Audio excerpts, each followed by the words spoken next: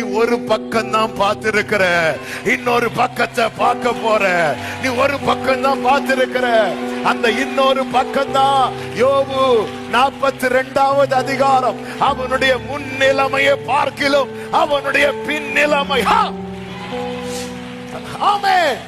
இன்னைக்கு அடிக்கிற புயல்ல நிறைய இழப்பு, நிறைய நஷ்டம், நிறைய வேதனை, நிறைய நிந்தை, நிறைய பரிகாசம். எத்தனை பேர் அது நடுவுல தான் இருக்கிறோம்? எத்தனை பேர் விசுவாசத்தோடு சொல்ல முடியும், இதற்குள்ளே எனக்கான வழியை கர்த்தர் வைத்திருக்கிறார், நாம் வாழ்வதற்கான மார்க்கத்தை கர்த்தர் வைத்திருக்கிறார்?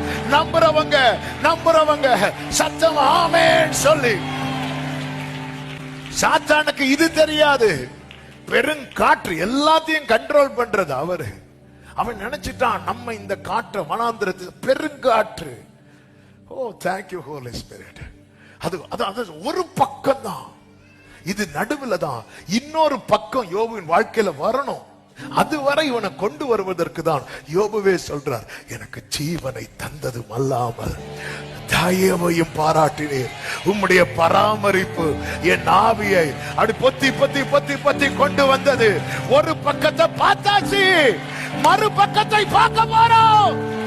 ஜீசஸ் துன்பத்தை கண்ட, வருத்தத்தை கண்ட நாட்களுக்கு பதிலாக சங்கீதக்காரன் கேட்கிறது சரியா தாங்க, ஆண்டவர் தர்றது டபுளா தருவார். நாம் வேண்டிக் கொள்வதற்கும் நினைப்பதற்கும்